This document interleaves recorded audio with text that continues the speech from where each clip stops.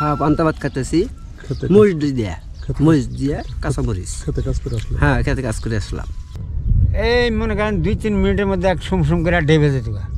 বাদাম কি খেতে বলছিলেন এগুলা? জি, কেমন হয়েছে কাকি বাদাম? ভালো হয়েছে। ভালো হয়েছে।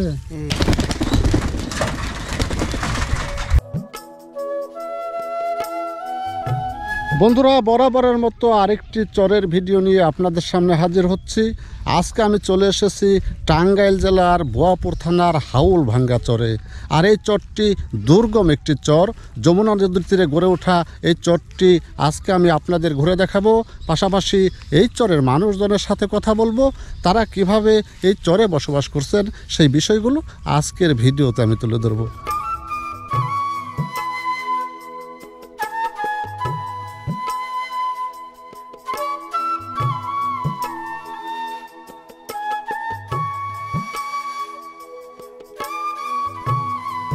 পাট বুনমু আর হয়েছে ধান বুনমু।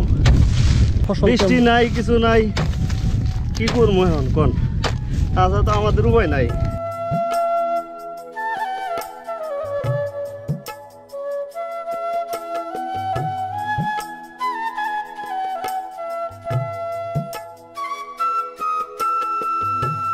ভাই, কি করো? ঘাস কেটে নিয়ে আসলেন? জি, কোথায় থেকে আসলেন এগুলো? ওই চরে থেকে। ওই যে মাঝখানে চর দেখছি। হ্যাঁ হ্যাঁ, ব্রিজের নিচে। এই ঘাস কি করতে খাইবে এগুলো? একেবারে পানির মতো খাইবো। খায় না? গরু কয়টা আছে ভাই? গরু আছে 7-8টা আছে। 7-8টা। গাই দল আছে? জি, কয়টা গাই দল? গাই একটা এক দাম।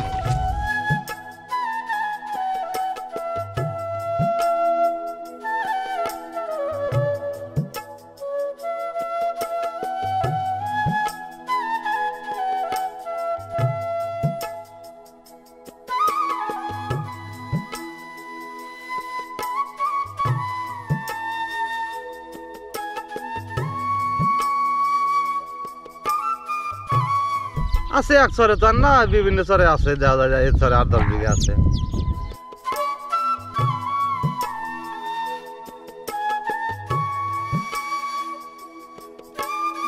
চরের মধ্যে আমরা কষ্ট করে আইছি। আমরা চরের দুটো পোলাহান দুটো ভাইবেলা পোলাহান দুটো আমরা মানুষ করবো, সেই জন্য চরে খেত খোলা আছে, গরু আছে নয় যাইছি চরের মধ্যে। ঝড় বৃষ্টির মধ্যে কি করেন কাকি এইসব? পাল্লা আল্লাহ করি আর থাকি, এখন কি করবো? জ্বর তুফান আগে পিড়ি ঘুরতে যায়।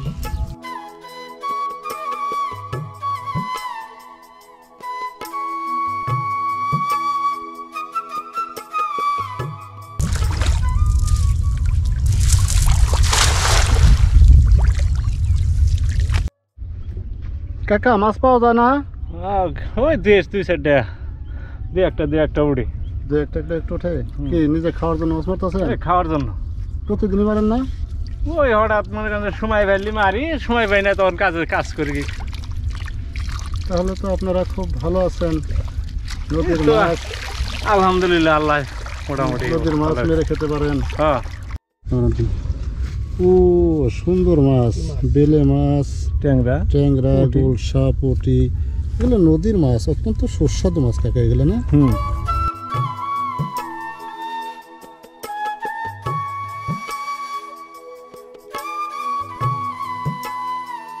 হ্যাঁ, পান্তা ভাত খাইতেছি। মরিচ দিয়ে কাঁচামরিচ। খেতে কাজ করে আসলে? হ্যাঁ, খেতে কাজ করে আসলাম। যে আমরা গরু বাছুর চরের মধ্যে পালি, এক ঘরেই থাকি, এক ঘরে গরু রাখি। এই পেট গুয়ার জন্যই আমরা দুঃখিত করে কষ্ট করি চরের মধ্যে। চতুর্দিকে নদী নালা বালু চর করে থাকি এমনি। এখন ফ্যান নাই বা বাতাস নাই, গরমের মধ্যে কষ্ট করে নাগে, ভাত নলা খাওয়া নাগে, তো সরকার তো আঙ্গুর কিছু দিব না। তারপরও চলে থাকেন কেন এত কষ্ট করার পর? ওই তো ওই যে বাচ্চা কাচ্চা আছে, তাকে বাঁচান রাখবো তো। একটু ছেলে 7 মিয়া, কামাই রোজগার শিখে নাই না, কামাই করে লোক নাই তো। তাহলে মাঠে ঘাটে আপনাকে কাজ করতে হয়? হয়, আমারই কাজ করতে হয়। আর এই পাশে তারা গরু বাছুর রাখেন এই যে এই জায়গাটিতে। আর এই যে এই জায়গায় থাকেন, ওই যে দেখুন, ওই যে ছোট্ট একটি খুপড়ি ঘরের মতো ঘর, এখানে থাকেন। আর এইখানে গরু বাছুর রাখেন, একই ঘর, কোনো পার্টিশন নেই। এইভাবে তারা কিন্তু আসলে জীবনযাপন করে আসছেন।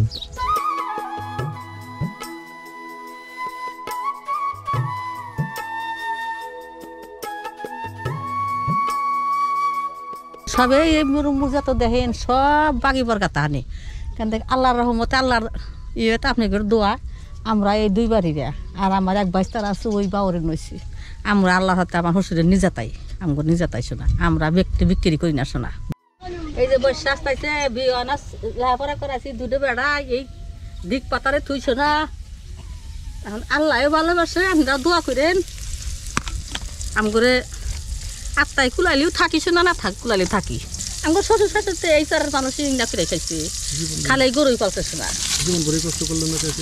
হ্যাঁ জীবন বেলায় কষ্ট করলাম শোনা আমরা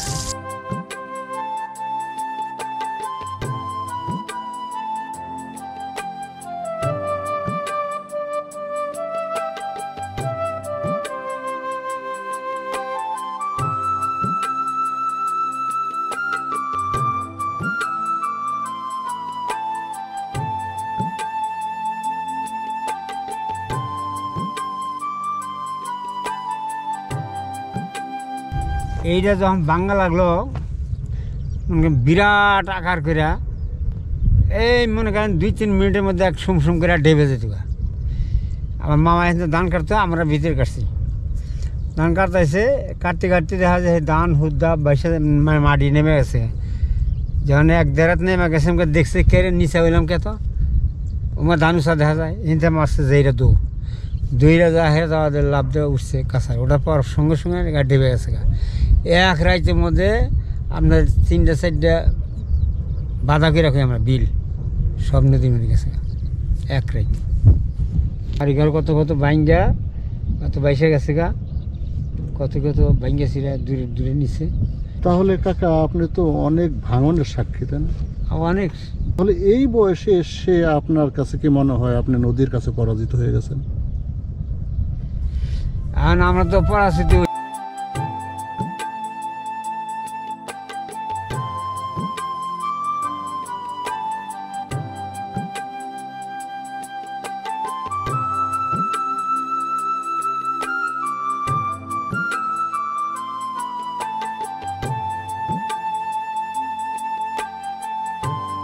কাকা আসসালামু আলাইকুম। ওয়ালাইকুম আসসালাম। কি করতেছেন কাকা? এই জন্য চাল বানতেছি, ঘর ছাইতেছেন? পানি পড়ে যায়, চাল বানতে লাগবো। চাল দিতেছেন আবার- সন বাতর দিয়ে? হ্যাঁ, বাচ্চা আসা না পঞ্চু মানে আসা না পঞ্চু আমরা যাবো না কোনো মেয়ে। কাকা যদি ঝড় বৃষ্টি আসে তখন কি করেন? ঝড় বৃষ্টি আসি আজকে মনে করেন যে ওই যে কোনায় নয় করে বইয়া থাকা নাকি দোয়াই বাড়ানোর এনে বর্ষায় দিন মনে করেন যে নাও তো থাকবো না, কোনো কিছু থাকবো না, ওই আমরা এসে জিনিস পড়ে থাকি।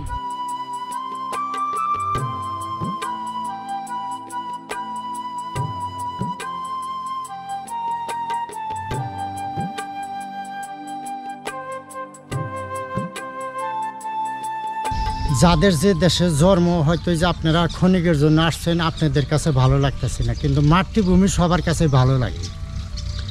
আর এখানে ফ্যান বাতাস না থাকলেও আমরা যে বসবাস করি অশান্তিতে না, আমাদের নির্মল বাতাস পাওয়া যায়। তে আমরা মানুষ অনেক ফাঁকে থেকে আসলে তারা মনে করে যে আরে এরা না পশুর মতো বাস করে, কিন্তু আমাদের পশুর মতো লাগে না। আমরা ছোট জীবনের থেকেই বাস করি, চরচারি অভ্যাস হয়ে গেছে। অভ্যাস হয়ে গেছে। আসলে আবাদ করতে পারলে এখন পয়সা জন্মে, কিন্তু সমস্যা হয়েছে কি অত্যন্ত সার বিষের দাম একটা, এই জন্য আবাদটা করা কঠিন, খরচা মেলা। আর সব দেশে কামলা মোটেই পাওয়া যায়।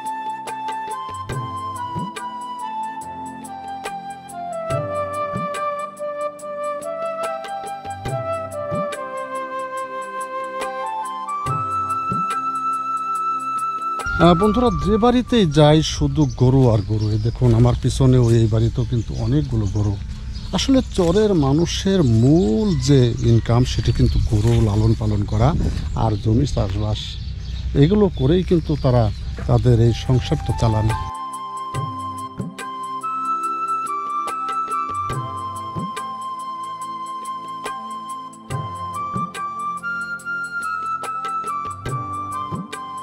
আঙ্গুর তো সরে মগজে একবারে একখানে জানাগে ভাঙে চুরে মগজে ইনু বাড়ি তো 5-6 টানা দিয়ে হেরে আবার ওই যে কালীপুর অঠে যে বাড়ি করছি তেনে মনে করেন যে এদিক খেত খোলা উঠছে ওখানে যে বাউর করিয়া আর ওই আবার টাবার করতেছি। তাহলে কি ভাঙ্গা গড়ার খেলায় আছেন আপনারা না? হ্যাঁ নদীর কাছে আপনারা পরাজিত নাকি?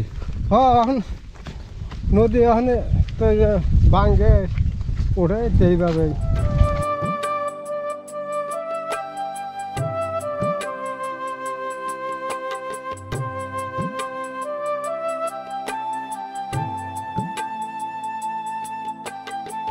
চরে যেমন আশা করে চরে সয় সম্পত্তি চরে আমার ভালোই লাগে। চরে মহাস্থানের বাপদাদার সম্পদ, এটা আমার স্থানীয় জন্মস্থান। প্রতিটা বাড়িতেই আমরা গরু বাছুর দেখতে পাইতেছি। হ্যাঁ প্রতি বাড়িতে গরু বাছুর আছে, এই স্থানীয় আছে গরু বাছুর পালে আবার। এই যে আপনারা উন্মুক্ত জায়গায় গরু বাছুর পালেন, এখানে ভয় নাই চুরি ডাকাতি? ভয় আছে, আজ জাগি আইতেও সতর্ক থাকি, তারপরেও দেখা যায় যে মেলা অনেক সময় গরু বাছুর চরে নিয়ে যায়।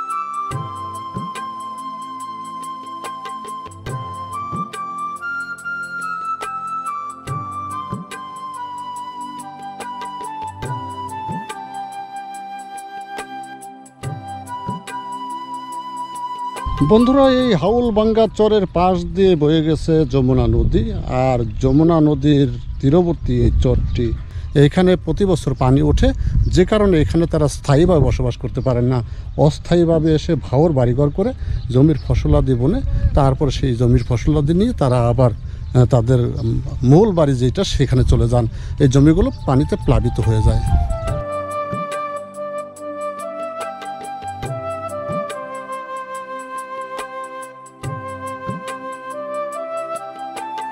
এই যে আপনি একদম চরে মাঝখানে ঘর তুলে এখানে বাচ্চা কাচ্চা নিয়ে থাকেন? হ্যাঁ বাচ্চা কাচ্চা নেই নেই থাকি। কিভাবে থাকেন এখানে? তবে থাকি তো বানাইলে ওইটা বা থাকি, এই জন্যে। নিজস্ব জমি জমা আছে না? আছে নিজস্ব জমি জমা আছে, নদীর মধ্যে কিছু টানে এই মাসে তা বাগে বাগে আবাদ করা হয়, আর দু একটা গরু মরু পালি।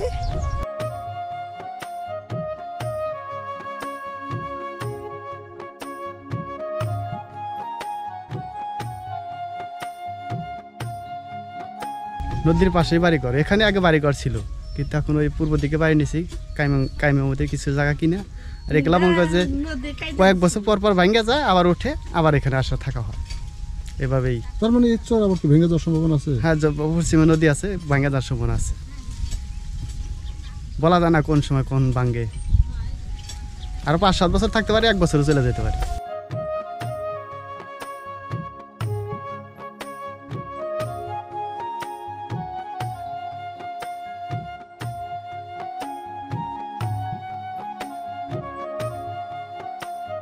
মাছ টাছ সবই আমরা খাই, মাছ মেয়েরাও খাই। সোজা কথা লবণ আর কেরোসিন তেল আঙুর কেনা লাগে, তাছাড়া কিছু কেনা লাগে না। বন্ধুরা, আসলে এই চরে বসবাস করা মানুষজন কিন্তু সবাই যে আসলে কষ্টে আছে তা নয়, কিন্তু কিছু কিছু মানুষজন কিন্তু খুব ভালো আছেন, যাদের জমি জমা আছে তারা কিন্তু স্বয়ংসম্পূর্ণ সচ্ছল। এই যে এই কাকা, তিনি কিন্তু বললেন তার উৎপাদিত ফসল দিয়ে কিন্তু তার সংসারটা চলে।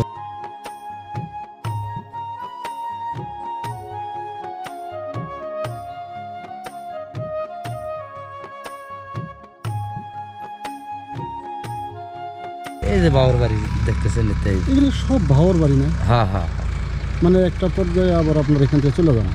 ওই পানি বেশি হলে গেলা চলে যায়, আর পানি কম হলে গেলা যায় না। শহরের জীবন আল্লাহ আপনাদের ও সরকার থেকে, হ্যাঁ কাইমের থেকে খুব ভালো কাটে আল্লাহ। এই কেমনি ভালো কাটে? আপনার তো এই চর রাস্তাঘাট নাই, আমরা দেখতেছি না, নানান সমস্যা। আপনার এটা আমার যাওয়া আসার জন্য অবশ্যই হয়ে গেছে গা। ভালো কাটে কি হয় বলেন তো? ভালো কাটে আপনার, হ্যাঁ থাকা খাওয়া আঙ্গুর সুবিধা। হ্যাঁ ধরেন যে এবার এই যে বাতাসটা আছে, আর রোদ মালময় না, হ্যাঁ ওই আইতেও বাতাস, আপনার কারেন্ট ছাড়াও সুন্দর থাকা যায়, বাতাস আছে, নদী চারি সাইডে নদী, হ্যাঁ ঠান্ডা বাতাস। বন্ধুরা, এই চরের বেশিরভাগ বাড়িঘর কিন্তু এগুলোকে ভাওর বাড়ি বলা হয়ে থাকে। তাদের এই চরে জমি জমা যে গেছে, সেই জমি জমা চাষবাস করার জন্য তারা এখানে ভাওর বাড়ি করে থাকেন।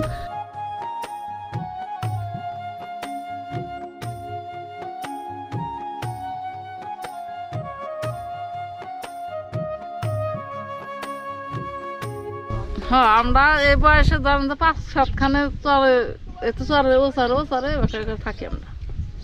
আল্লাহ আহে যেভাবে আল্লাহ পাক আহে, এইভাবে থাকা লাগে।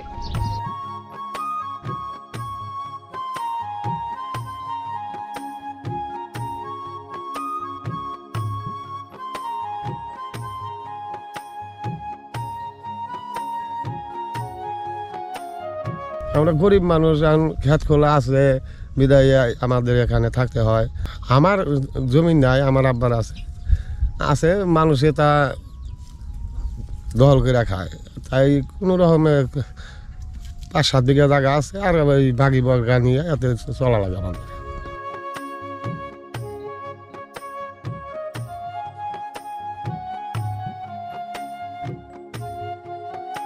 নতুন একটি মসজিদ আমরা দেখতে পেলাম, সেটা হচ্ছে মাত্র 3-4টা টিনের ঘর দিয়ে একটি বাড়িতে এই মসজিদটি করা হয়েছে।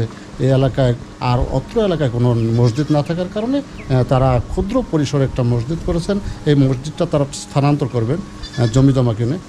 তাদের আসলে চরবাসীতে এমনিতেই নানান সংকট, নানান প্রতিকূলতা তাদের চলতে হয়।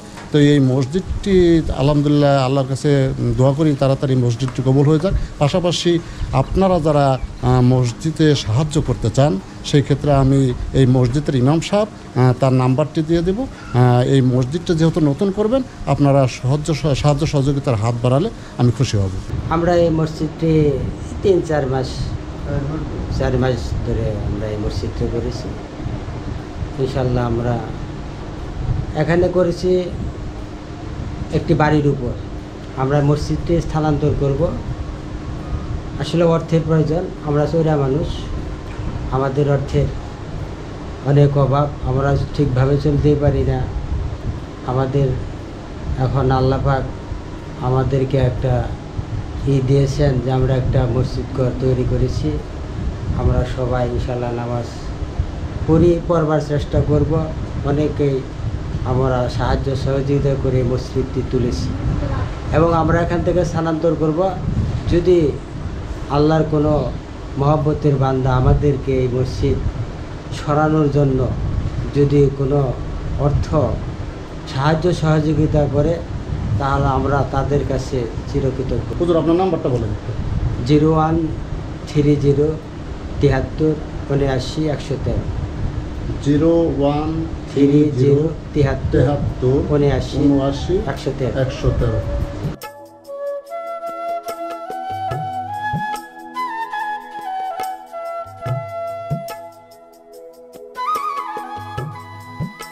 বন্ধুরা, হাউলভাঙ্গা চর থেকে আজকের মতো বিদায় নিচ্ছি। দেখা হচ্ছে নতুন কোনো ভিডিও নিয়ে। সেই পর্যন্ত ভালো থাকবেন। আল্লাহ হাফেজ।